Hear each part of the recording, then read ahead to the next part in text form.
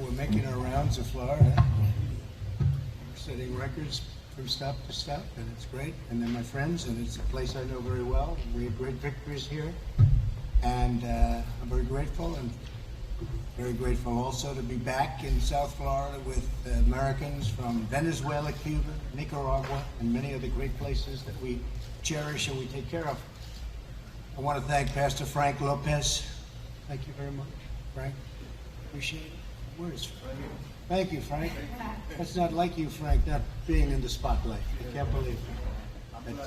That's great. We appreciate it very much, Frank. Beautiful job you do.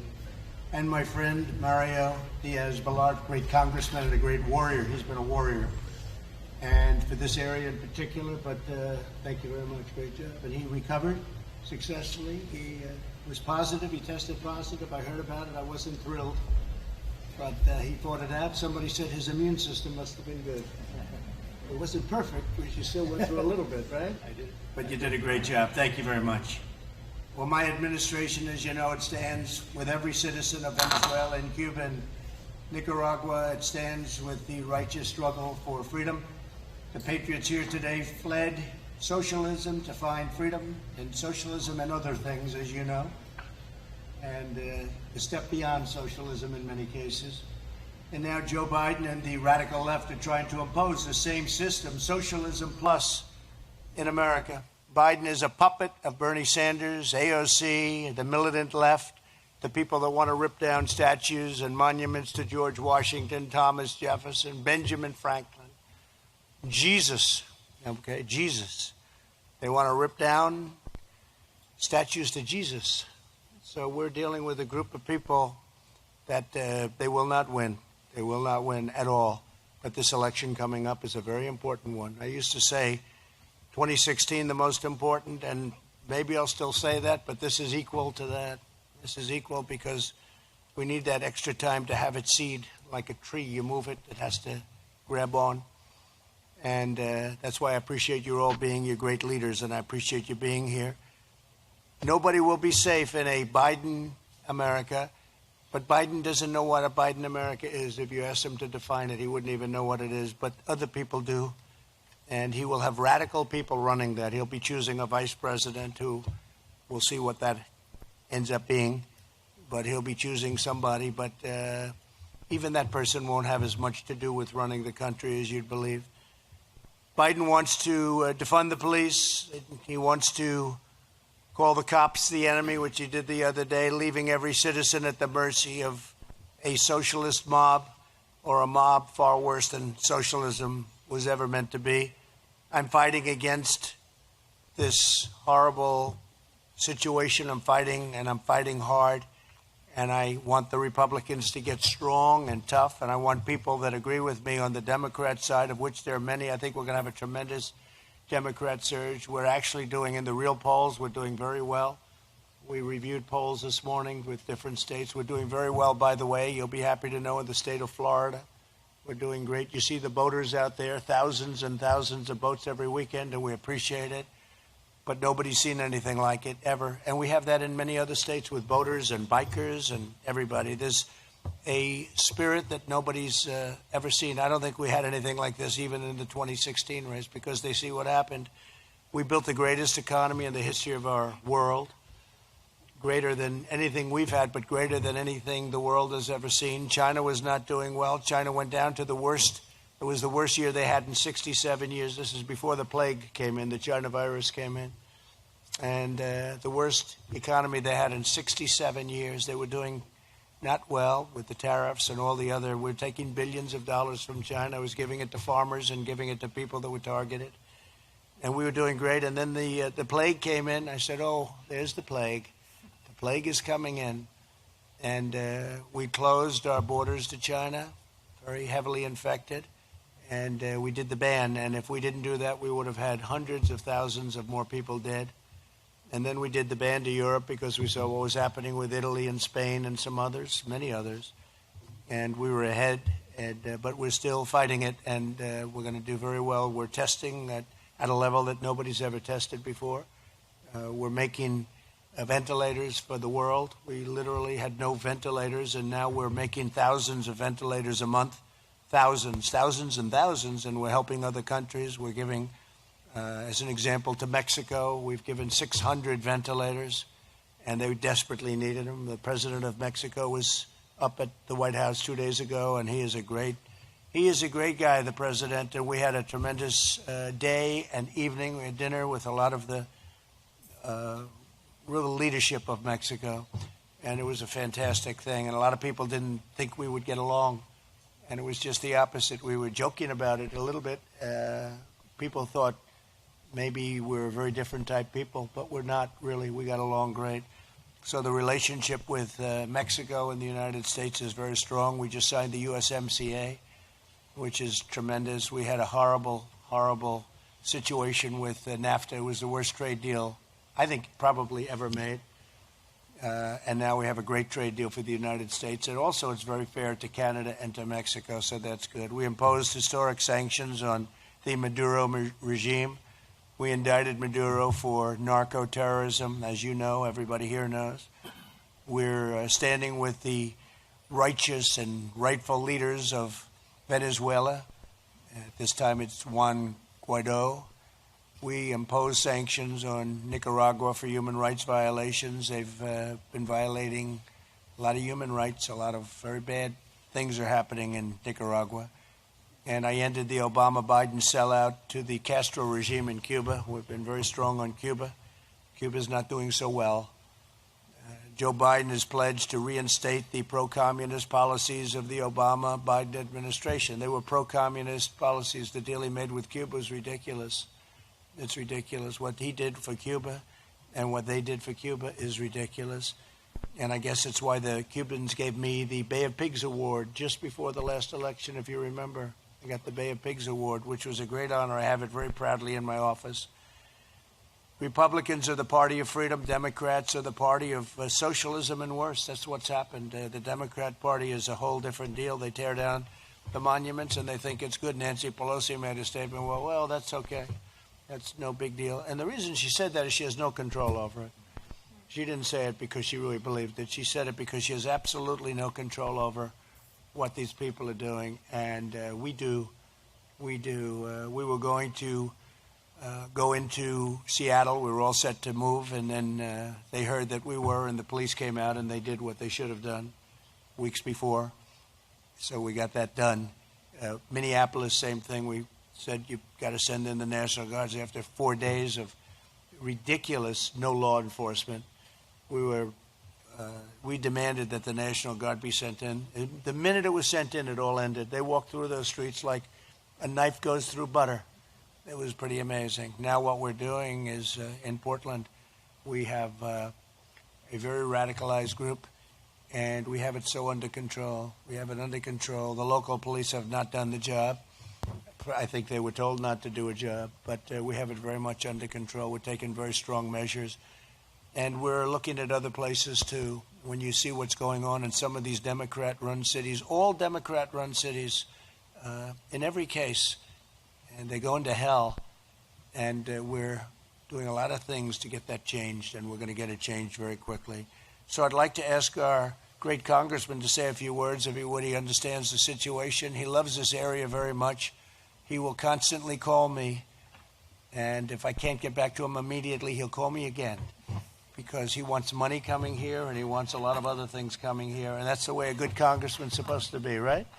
And he's not a good congressman, he's a great congressman. So if you would, please, Mario. Mr. President, thank you. If I ever can't get a hold of you, I then harass Mark Meadows, who's an amazing asset to our country. So let me first, to our friends here, the President, we just came back from Southcom.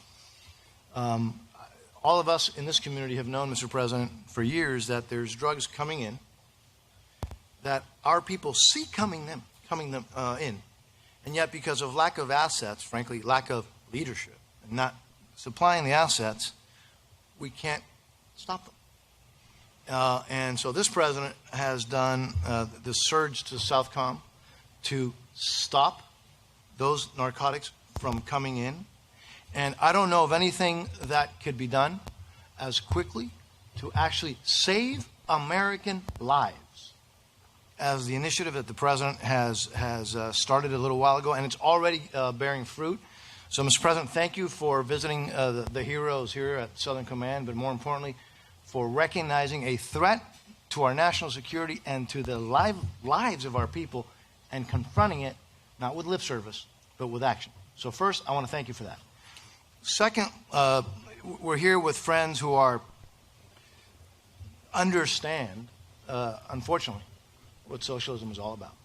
We have the daughter of a martyr who was murdered by the Castro regime. We have individuals here who understand that the situation in Venezuela, in Nicaragua, and in Cuba is not only disastrous for those people, but as you have stated so many times, it is a danger, a threat to the national security interests of the United States. I said it before that this administration has emphasized this hemisphere, but it's emphasized it in support for the cause of freedom, not solidarity with those who repress their people. It has shown solidarity with the people, not the oppressors of those people, by what the President just talked about, sanctions and tough pressure and diplomacy and leadership. Mr. President, on behalf of the folks that I represent, and I'm honored to represent, thank you. Those actions are not small. The impact on our national security is huge. The impact on the millions of people who are suffering, who now have hope, is immeasurable. History will record you as the President who freed this hemisphere from communism and socialism. Those regimes will not last another 4 years of President Trump. I'm convinced of it. And you've seen that others are saying, oh, we're going to go back to the policy of recognizing, legitimizing the Castro regime, knowing what they're doing in Venezuela and in Nicaragua and in the hemisphere. That's unacceptable. So I just, again, on behalf of the folks that I represent, thank you for standing up for our national security interests, for freedom, and for your solidarity for those who are working and struggling, and in many cases dying, just to regain their freedoms. Thank you, Mr. President, for Thank what you you've very done. much, Mario. Appreciate it. Great job you do, too. How about we go down the line, please?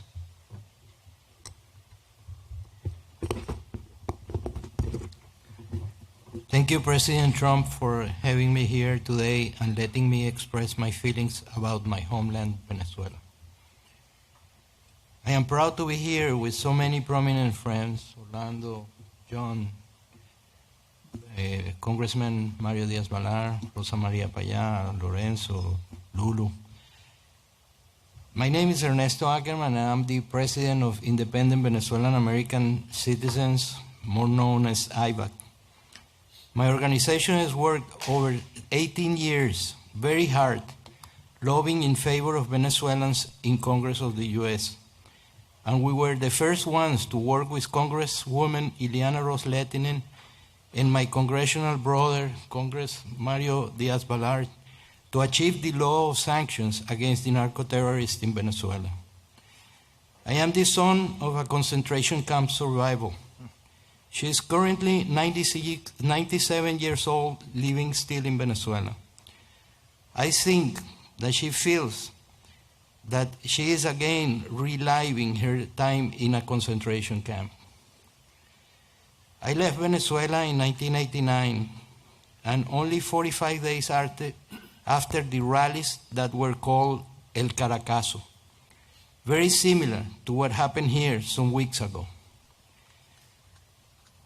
The excuse in Venezuela was gasoline. Was it here George Floyd? Then in 1998 came the elections and Chavez was elected president of Venezuela. They started by controlling the weapons and ammunition that people could have. Is that similar to eliminate our Second Amendment? Then came changes in the police. For example, all the police in the municipalities, Policía Metropolitana as an example, became Policía Bolivariana, and the colectivos appeared. Is that what means defund the police? Then from being the richest country in the region, today we are the poorest. No medicine, no food, and something so essential like drinking water. That is what socialism brings to a nation. I became a citizen of this great country in the year 2000. I have a wonderful wife, 3 daughters, one of which is an ex-police officer, and 4 grandchildren. What future would they have in socialism? That is why, Mr. President, being a proud American, I will work hard to prevent socialism from penetrating this great country, and count with me to support to achieve it. Mr. President, that's why today I want to make you 2 requests. First, that we eliminate the germ of socialism from its essence in Venezuela, Cuba, Nicaragua, etc. And second, help the people of Venezuela to get rid of the narco-terrorists who have kidnapped our nation. They alone cannot do it. The countries of the region must have a greater participation since they are also affected by this situation. Your leadership is necessary to fulfill this goal. Thank you, Mr. President, and I am working for you for more 4 years. It's very nice. I appreciate it. Beautifully said. And it is a catastrophe when you think of what happened to Venezuela. Thank you very much. Thank you. Thank you, Mr. President. It's an honor to be here with you and to hear these stories on why the fight for freedom can never be forgotten. Mr. President, your campaign and the Republican National Committee are building the largest grassroots movement in American history because of you and your steadfast commitment to always put America first for every American.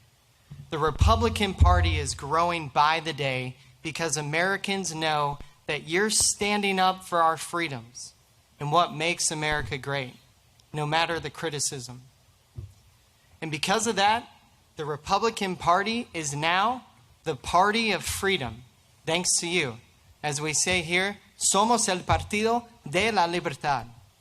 We're the party of freedom because we stand for freedom of religion, freedom of speech, freedom for the unborn, freedom of commerce, if it's free, fair, and reciprocal trade, freedom at home and abroad. The Hispanic and Latino community in Florida knows the horrors of life without freedom. They've seen firsthand how leaders who value control, not freedom, destroy prosperity, security, and opportunity.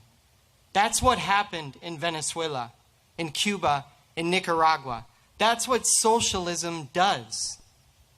Mr. President, freedom and faith in America are now threatened by the same radical left ideology seen in places like Cuba and Venezuela, as that ideology now controls today's Democrat Party. And the only protector of our American freedom and American greatness is you, Mr. President. That's why everyone around this table and the communities outside of this church are working hard every day to re-elect you as our president for 4 more years. We're registering voters. We're knocking doors. We're sharing this Republican message of freedom in English, in Spanish, telling folks why you need 4 more years for America, Mr. President. When you declared before our union that America will never be a socialist country, the words made clear to freedom-loving people across our hemisphere that you stand with those who love freedom. And the community here in Doral knows that. Thank you for standing up for America, for standing up for our freedom, for our greatness. Only you can rebuild the economy, this economy, to secure our safety and prosperity for future Americans. Americans saw historic low unemployment for every community across America under your leadership, including Hispanic and Black Americans. And with God's help and with your leadership, we know that the best is yet to come. Thank you for your time today, Mr. President, and thank you to all the great leaders at this table. I want to get that speech. Do you mind giving me that speech? I could use it. How good was this? Oh, who's your speechwriter? You write that yourself? You want to work for me as a nice speechwriter? He's too big. He works for me anyway in a different way. But you've done a great job. That's a beautiful speech. I want to thank you very much. It's true. I want it. You think I'm kidding too, don't you? Thinks I'm kidding. It's true. The Republican Party has grown incredibly from where it was, and we have a whole different group of people in the Republican Party. Like, people don't remember. Nobody ever heard of it until I came along. Nobody remembered it for a long time, or they didn't use it. At least I use it all the time. Abraham Lincoln was a Republican.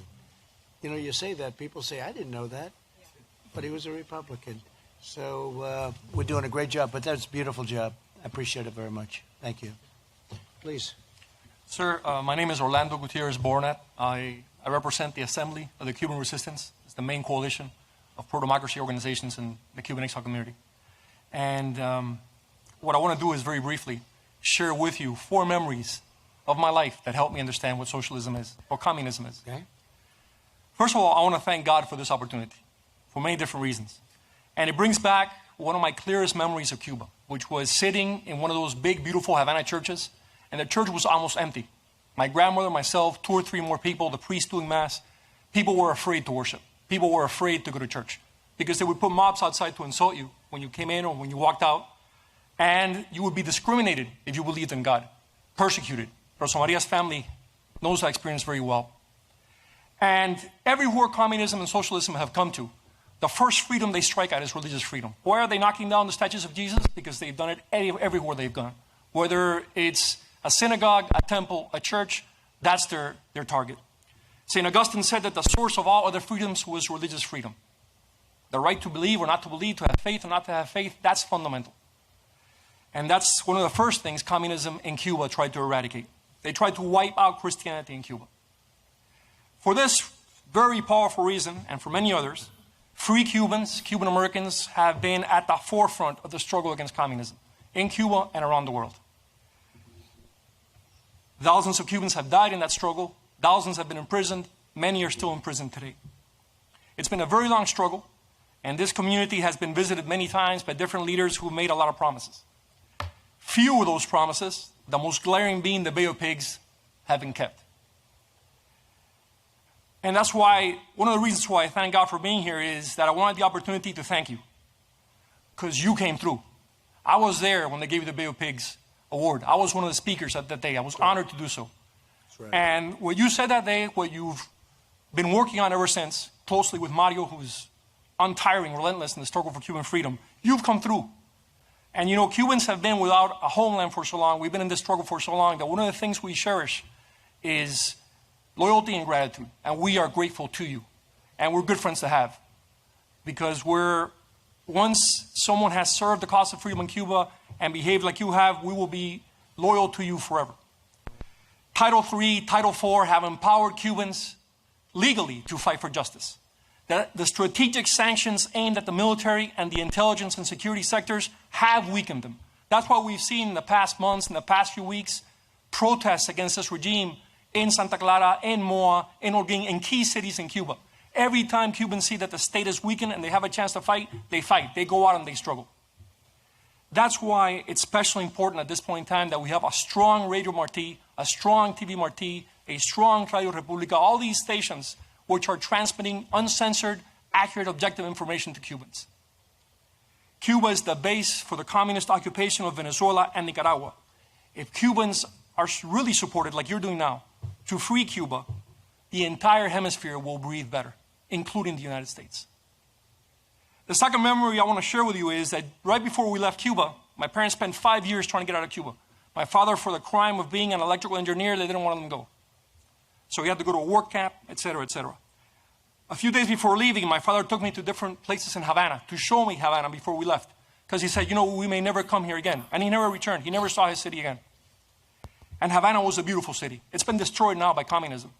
And it's a beautiful city because between 1902 and 1959, in less than 60 years, Cubans took that island from being devastated by genocide and Spanish occupation to being one of the leading Latin American countries with a thriving economy. Just to give you an example, which nobody ever discusses, before 1959, Cuba fed itself and exported food to the entire hemisphere. Cuba today cannot feed itself without US donations of food. So we have lived firsthand what you are struggling against. Those many in media and in Hollywood who spread lies about socialism, lies about communism, lies about what happened in Cuba. People are naive about socialism. They're naive about communism. Che Guevara himself said that the goal of communism and socialism was to destroy the individual, to destroy individualism. That's the engine of freedom. That's the engine of prosperity. Compare Cuba today with Israel or with Taiwan.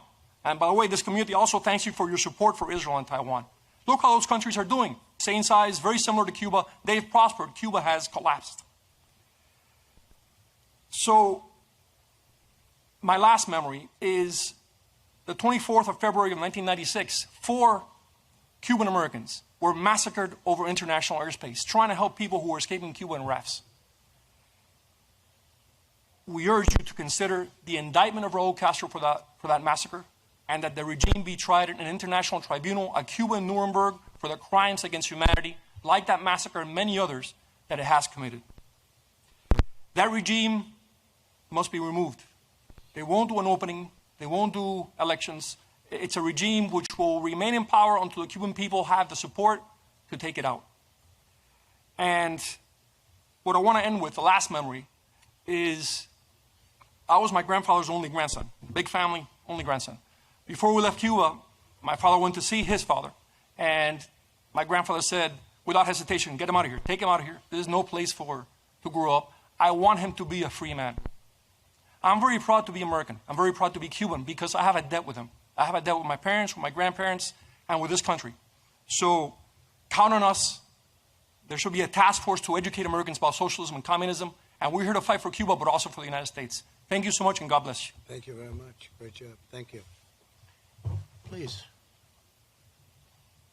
Go ahead, please. Yes. You sure? I'm very sure. Listen, before I start, I need to first thank you for your sacrifice and the job you have done.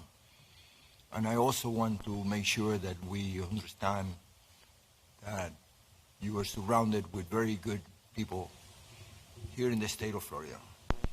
And just to mention a few, we have the best governor and lieutenant governor in DeSantis and Jeanette Nunez.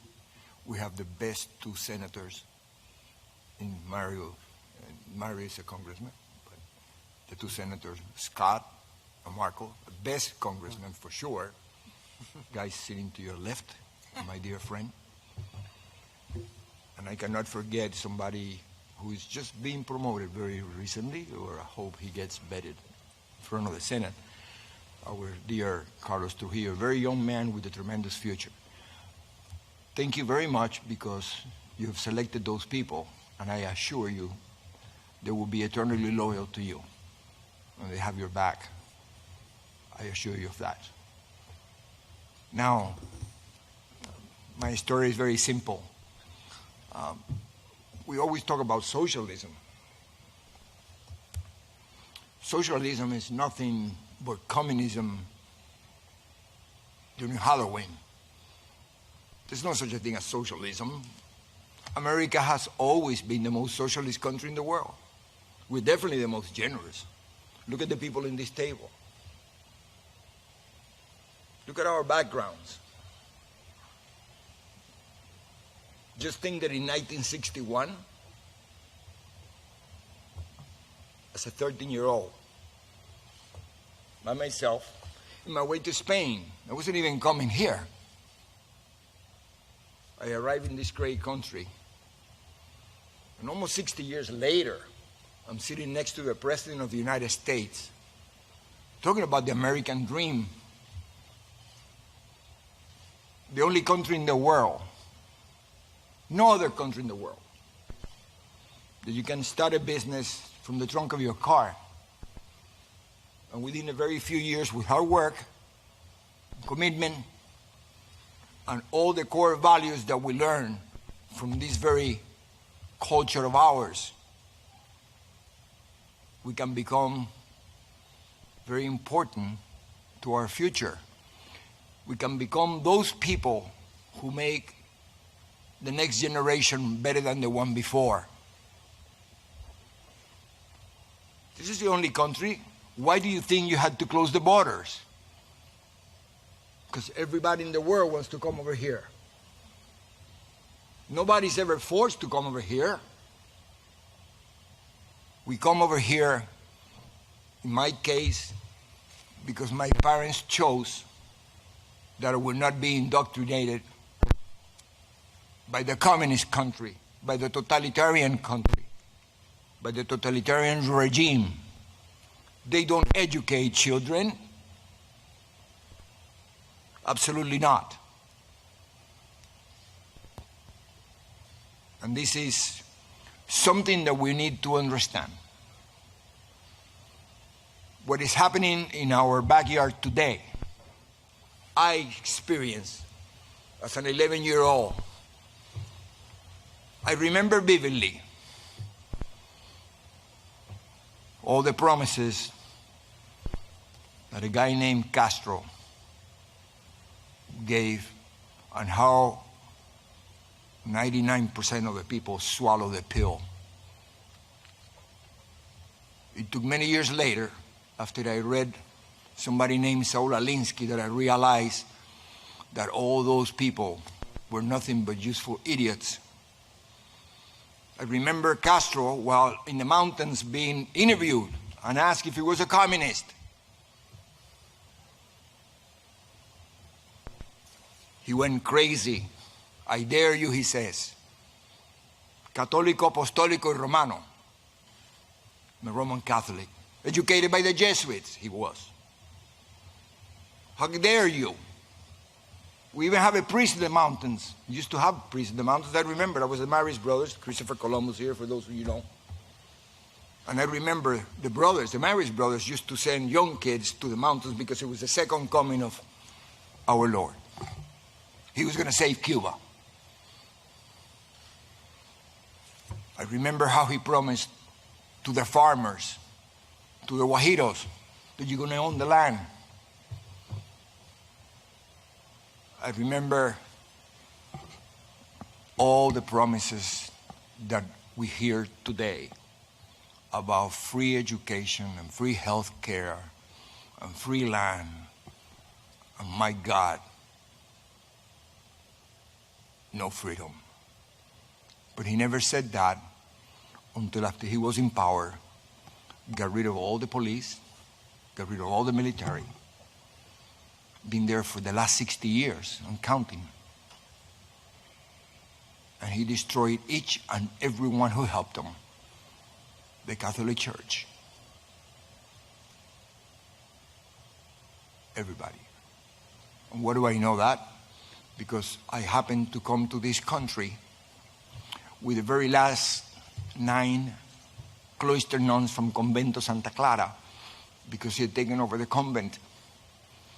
And I was on my way to Spain. I wasn't even coming here because I was going to join my brother, who my parents had already sent a few months before, because he was in the age where the government will take him for indoctrination purposes. My dad, who had experienced the same thing coming from Spain at the turn of the century, running away not from socialism, communism. He knew better. I remember when he used to tell my mom, Fefa, this SOB is a communist. My mother says, look, how can you say that? He's Catholic. Look, he's worse. He got rosary beads all over his neck. It just so happened that when I was in my way to Spain to meet my brother, I was going to go to the Marist brothers in La Coruña, España. Same brothers here at Christopher Columbus, by the way.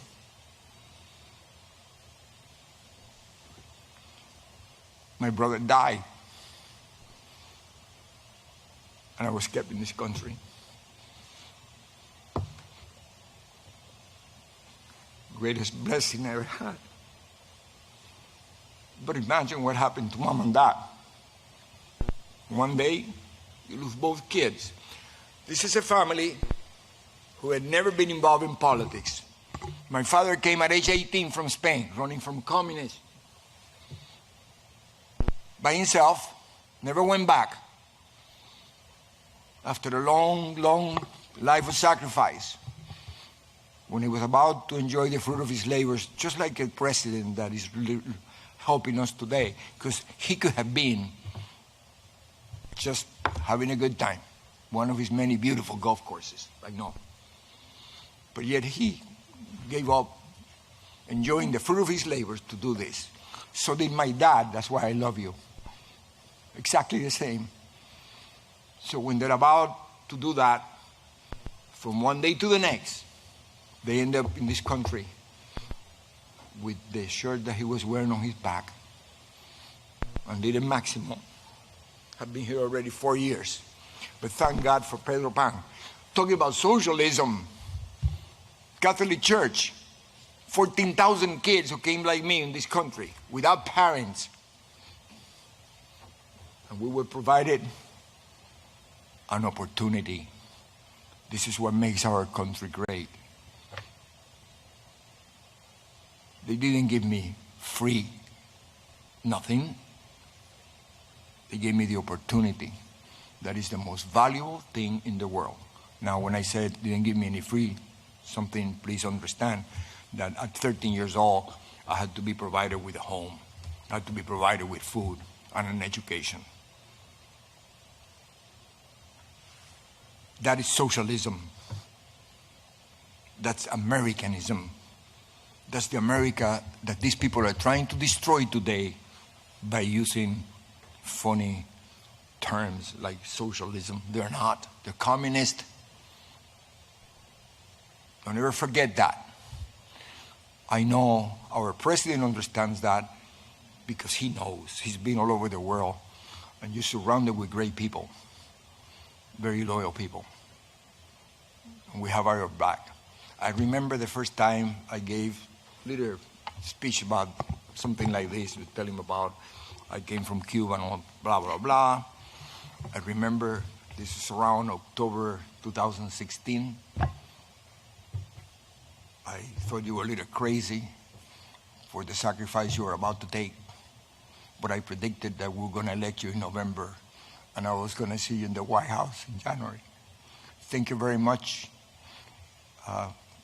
Because of the situations right now, I cannot give you a hug otherwise. Thank you very much. And I want to leave you with one last thing.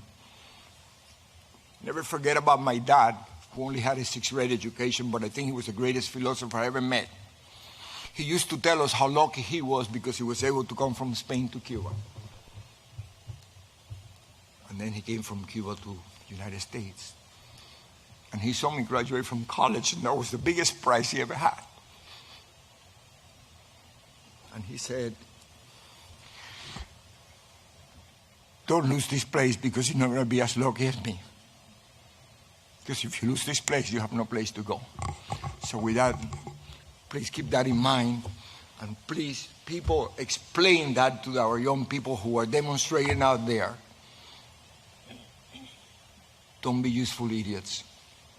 Please understand what's happening in our country. See what happens to our parents. And see what is happening to America today. Mr. President, thank you very much.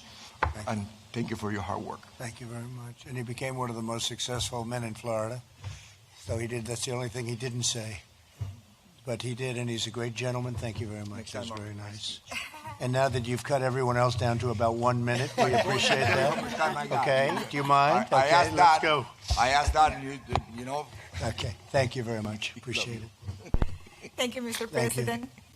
My name is Lourdes Ubieta, and I've been working in the media for over 25 years in Venezuela, Latin America, and the U.S., and I'm an immigrant and the victim of socialism, not once but twice.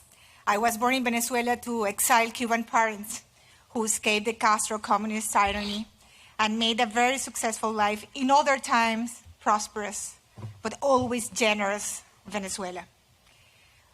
For every single Venezuelan life changed when socialist, corrupt, golpista Hugo Chavez came into power in 1999. After 2 decades of socialism in Venezuela, the country is destroyed. We are a poorer society with a failing purchasing power that limits the market for almost everything. 79.3% of Venezuelan families can't afford the basic food basket. Child mortality has dramatically increased. More than 500,000 households live in ranchos, what we call like favelas. Just 1 out of 4 homes, Mr. President, has running water every day. Just 1 out of 10 homes has power every day. Out of 7.8 million children in the country, 40% report difficulties to attend school for problems with water supplies, blackout, no food at home, lack of transport, or lack of teachers. In conclusion, around half of the more vulnerable population can complete 12 years of school or graduate, which will help in some way to reduce the risk of remaining in poverty. We are 28.4 million people because about 5 million of us are abroad. Migration made us not only fewer, but older. We have more senior citizens, more fragile in terms of health and productivity. Our society is therefore less able to produce wealth and more in need of different ways of assistance. This is the reality, Mr. President, of 6 out of every 10 Venezuelan families. This number places Venezuela as the poorest country in Latin America and the Caribbean right now. Chavismo destroyed the economy. Our internal capacity to produce food and basic services. It ravaged the oil industry to the point that we can't even produce our own gasoline. Above all this, Mr. President, transnational organized crime controls Venezuela. Drug cartels, Colombian guerrillas, international mobs, and Iranian-financed terrorists operate freely under the Chavista regime with the Cuban agenda. How, Mr. President, a hungry, broken, and sick country that has tried everything to get rid of this criminal regime, bathing our streets with the blood of the youngest, our political prisoners, exiles, tortured, and disappeared under the dominance of organized crime, how can they relieve themselves from this nightmare? You have been the only president who has stood firm against these criminals. Neither President Bush, much less President Barack Obama, I have to say, who privileged his relations with the Castro tyranny by sacrificing the Venezuelan democracy. They did nothing for Venezuelans to regain their freedom. Venezuela is kidnapped by the organized crime. Your actions, President, are the only hope for Venezuelans who wake up every day, let me tell you. Every day they wake up looking at social networks to find out if there is a new measure by Donald Trump against that genocidal regime. Other than that, Mr. President, the greatest enemy of our Christian Jewish civilization is the Iranian regime. As you know, Mr. President, the Iranian regime is the main ally of the criminal regime in Venezuela. They are not longer in Asia. They are here, 2.5 hours flight from Miami. The Iranian regime has its base on criminal operations in Venezuela, and that represents an imminent danger to the security of the USA and all of us US citizens and Americans. Today, I ask you not to leave Venezuela. Each minute that passes is one of the greatest suffering for Venezuelans. Accelerate, Mr. President, the freedom of our country. At this moment, only a leadership like yours can finally achieve the freedom of Venezuela. on behalf of the Venezuelans, my family and my own, thank you very much. Thank you very much. Thank you very much, Mr. President. Beautifully stated. Thank you very much. We're working very hard. You know that, okay? I know, Mr. Thank you President. very much. Thank you very much, and thank you very much, Mario.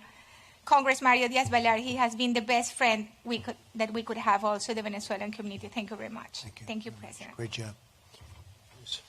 President, it's a great honor to be here, to see you again.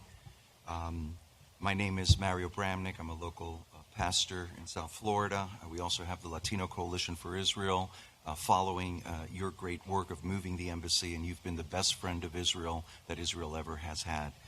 Also had the honor of serving on the National Hispanic Advisory Council for 2016 with Jenny Korn, and now on the Advisory Board of Latinos for Trump. I cannot express our gratitude for the sacrifice that you and your family have made for our nation. And as has been shared here, all of the enemies of America are rising inside of America and globally to defeat your presidency in 2020. We can see, because of what God is doing in your life and over your life, it is God's hand as a modern day Cyrus that's upon you. We are so grateful. I was born in Cuba, and we fled communist Cuba to come to America for the American dream. In 2016, after 8 years of Barack Obama, we were afraid what we fled from was coming to the shores of America. And now we're being told that Barack Obama and Hillary Clinton are moderates compared to the new Democratic Socialist Party of Biden, Ocasio, Saunders. I mean, I think we should have a go-fund trips to Venezuela and Cuba to see how good socialism would be for our nation. It's unheard of. None of us here would have ever imagined that we would be seeing what we are seeing here now. I mean, it's really the socialist, anarchist, anti-Christian party. The only good thing is that the American public has a clear description of what we're up against. The Castro government murdered my wife's father when she was 5. We visited Cuba a year ago, and there's such poverty and misery where professionals make $80 a month. There's shortages of all kinds of food, and they live in buildings that would be unsafe structures here in America. Thank you for cracking down on the Castro regime and reversing Obama's détente. We as Cuban Americans are grateful and applaud that action. Under a Biden administration, he would undo that action and begin to support the communist regime. Thank you. Before COVID-19, we had the best record Hispanic unemployment of 3.9%, lowest poverty rate amongst Hispanics, and the Hispanic median income was best than ever. We're seeing an amazing economic turnaround, and you, Mr. President, are our best hope to make America great again. There's no one else that can do what you did, and we know you're already doing it now. And I've been with you so often. We love you. Te amamos mucho. I know your heart for the Hispanics. I know your heart for the immigrants. I know your heart for the African Americans. I was with Pastor Paula at the beginning, and I said, at the end of your terms, you will be known as a champion for Hispanic Americans and for African Americans, and I believe all will know, because I know your heart and your labor for our community.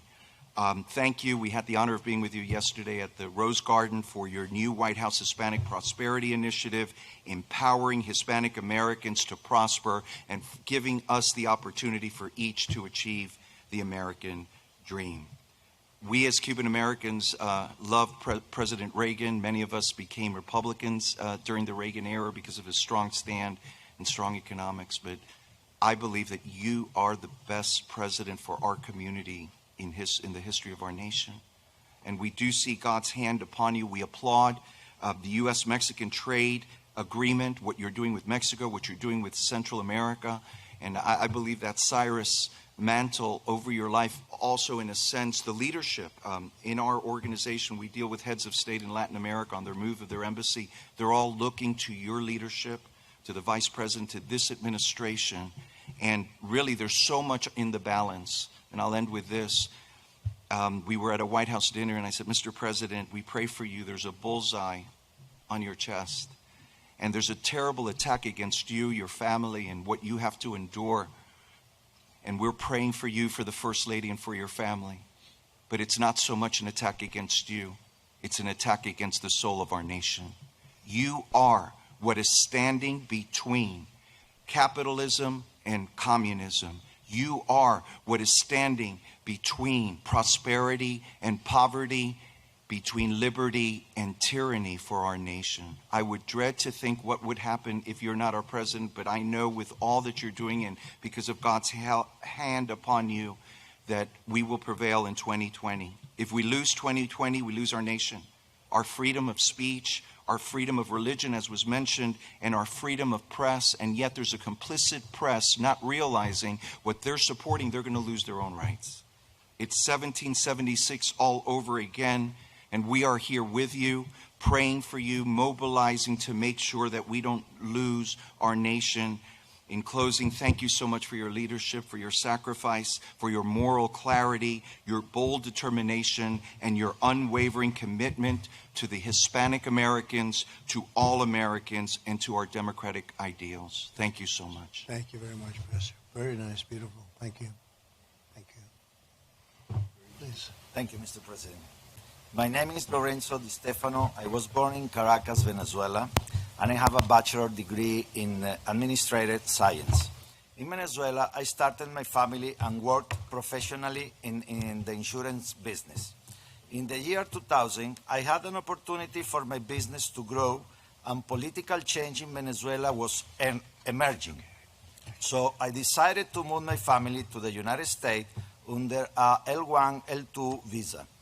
The initial idea was to stay 4 to 5 years here in Miami, then return to my country. But due to the political disaster in Venezuela, we decided to choose an American residency and stay in Miami.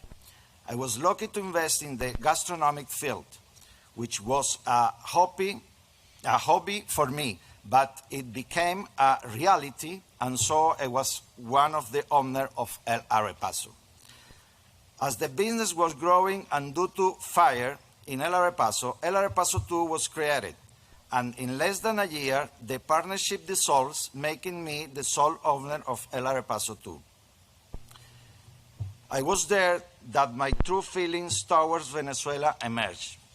I started to participate and get more involved with the problems that my Venezuelan brother and sister live day in and day out. I always tried to help and give the best I could give from Miami. I saw how sad my Venezuelan brother and sister were of leaving Venezuela, even though fleeing insecurity and hunger. Those who had the possibility of arriving in Miami didn't know where to go, how to invest or work. In short, many of them looked for help in my business, and there were always people who could help them, making El Arepaso 2 the Venezuelan Versailles. Mr. President, Venezuela was a paradise. It had everything, and unfortunately, the mistake was made to choosing a president who would guide the country to Castro communist terrorism and drug trafficking. With this topic, I could exceed my time. Therefore, I want to conclude with the following. Mr. President, Venezuela is already having socialist and communist problems.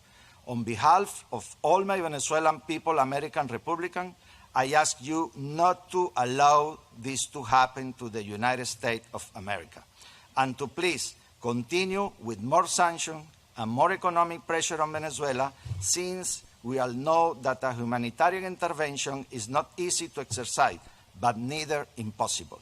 God bless you, God bless America, and thank you, Mr. President, and Trump for more years more. Thank you very much. Beautiful. Thank you very much.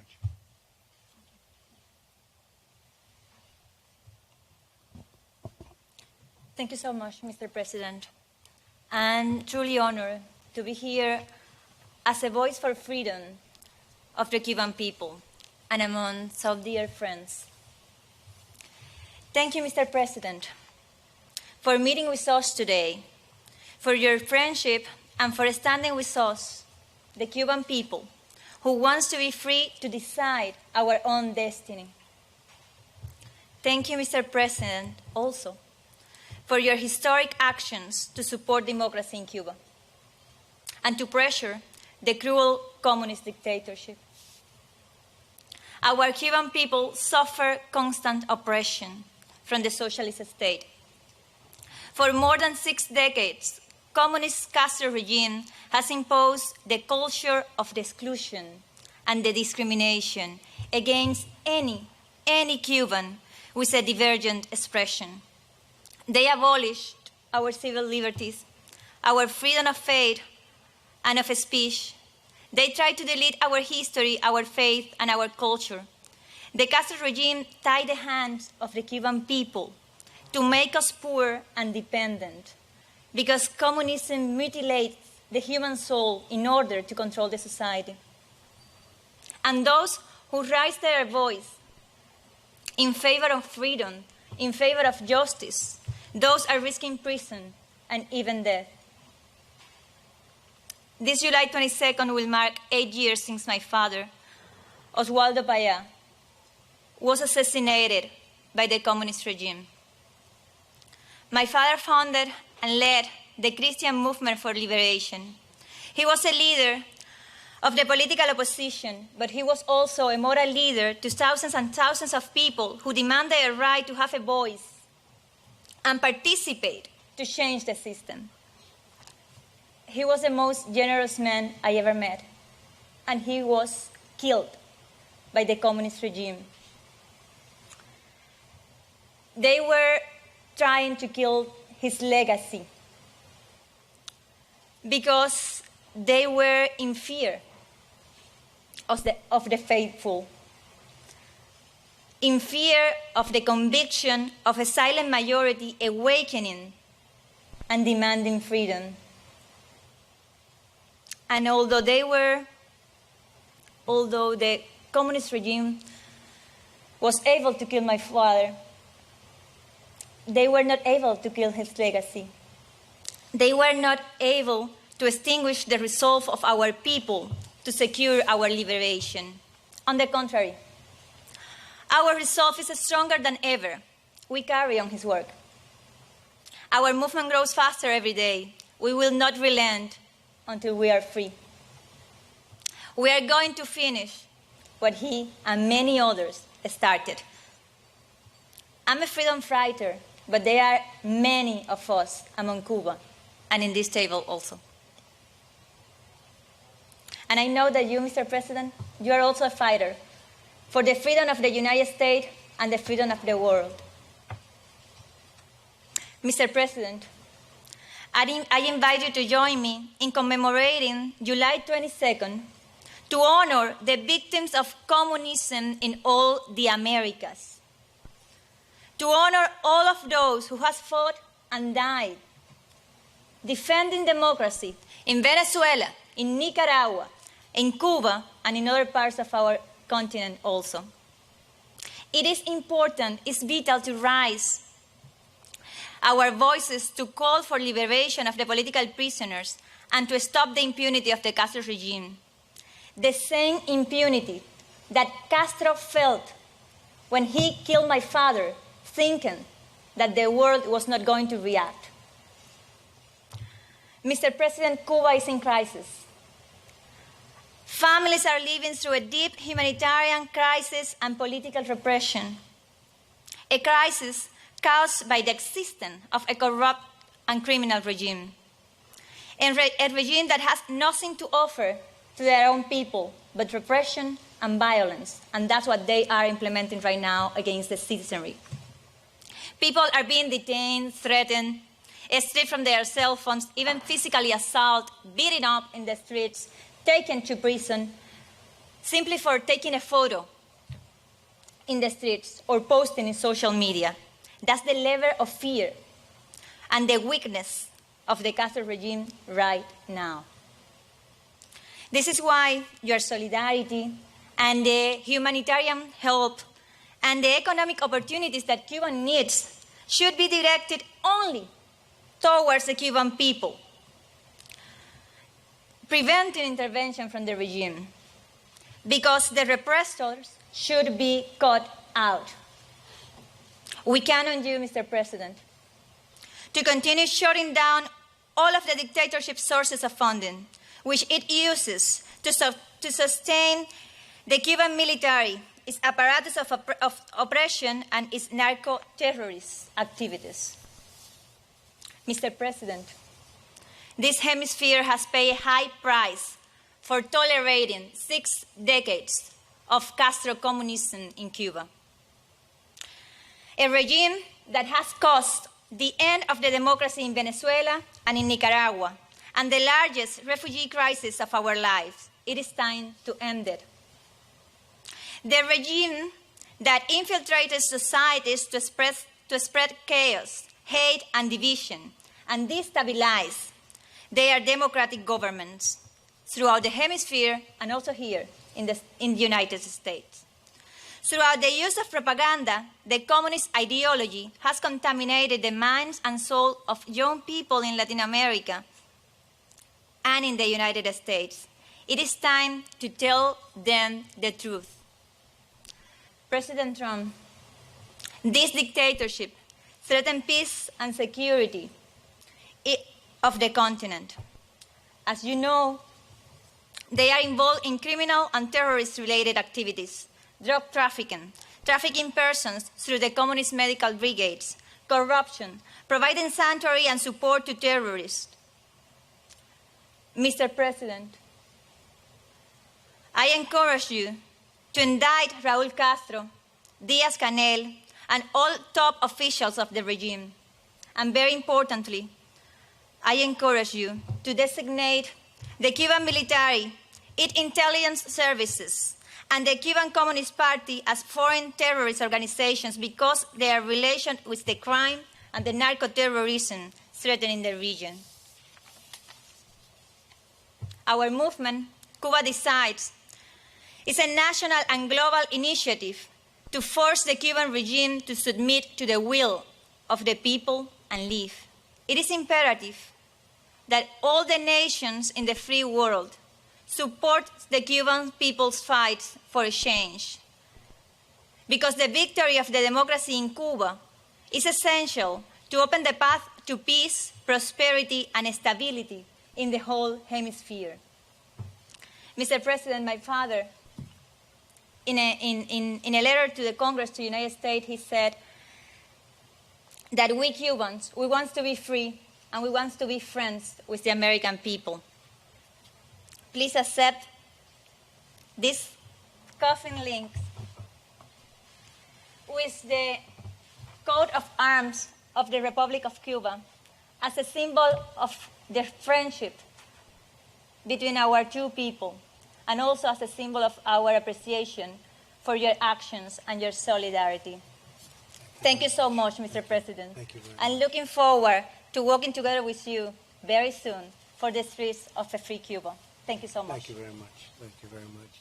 Well, I want to thank everybody. I will not forget what I heard today.